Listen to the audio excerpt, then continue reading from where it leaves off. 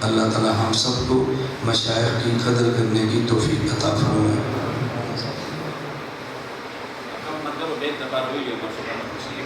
یہاں جو ساتھی ہیں وہ آگے آ جائیں، باقی ساتھی پیچھے آ جائیں، ان کو جگہ دے دیں۔ جو ساتھی بیت والے آگے آ جائیں، باقیوں کو جگہ دے دیں۔ جگہ دینے کا معنی یہ نہیں کہ دعا سے پہلے دوڑ جائیں، جگہ کا معنی ہوتا ہے کہ راستہ دے دیں۔ جو بیت والے ساتھی آگے آ جائیں، راستہ ان کو دے دو، باہر سے آ رہے راستہ دو۔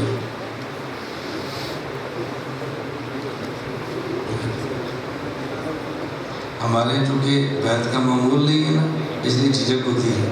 کسی مسجد میں تبلیغی جماعت جائے تو کہتے ہیں بھی چلا کون لگائے گا، کھڑے ہو کے نام لکھاؤ، لکھاتے ہیں کہ نہیں؟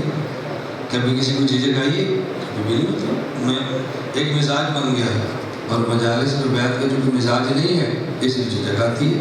ایک دوسرے کو دیکھتے ہیں، میں نے بیت کر لی تو کیا ہوگا، کھڑا ہو گیا تو کیا ہوگا، عجیب شرم سی سلسلہ چل رہا ہوتا ہے۔ ایک وقت آئے گا مزاج بن جائے گا انشاءاللہ، آگے آ جائے۔ جو بیت والے ساتھی آگے آئے، جو بیت والے ہیں وہ آگے قریب آ جائے۔ کیا راستہ دے دو، آؤ بھائی، یہ ہاتھ پہ ہاتھ رکھو، ہاتھ پہ ہاتھ رکھو، آرام آرام آرام آرام۔ میں جو کلمات کہتا ہوں وہ بیت والے کہیں، اور جو بیت نہ بھی کریں توبہ کے کلمات سارے کہیں۔ توبہ کے کلمات وہ ہر ساتھی کہہ لے، لا الہ الا اللہ محمد رسول اللہ۔ میں توبہ کرتا ہوں کفر سے، شرک سے، بدعت سے، تمام چھوٹے اور بڑے، ظاہری اور باطنی، جان بوجھ کر اور بھول کر کیے ہوئے گناہوں سے میں وعدہ کرتا ہوں پوری زندگی سنت کے مطابق گزاروں گا، گناہوں سے بچوں گا۔ اگر مجھ سے گناہ ہو گیا فوراً توبہ کروں گا۔ میں داخل ہوتا ہوں سلسلہ چشتیہ، قادریہ، نقشبندیہ، سہروردیہ میں۔ اے اللہ میری توبہ اور بیت کو قبول فرما۔ قیامت کے دن چاروں سلسلوں کے بزرگوں کے ساتھ حشر فرما۔ جزاک اللہ۔ دیکھیے جن ساتھیوں نے بیعت کی ہے، یہ معمولات والے پرچے ہیں، وہ ہر ساتھی اپنے پاس رکھ لے، اور ایسے ساتھی جن نے پہلے بیعت کی ہوئی ہے اور مجمع کے اندر ہیں وہ بھی مولانا جمال صاحب سے معمولات والا پرچہ وہ لیں جو مجھ سے بیعت ہے۔ جو کسی اور شیخ سے بیعت ہے ان سے پوچھوں گا شیخ ان کو کیا بتاتا ہے۔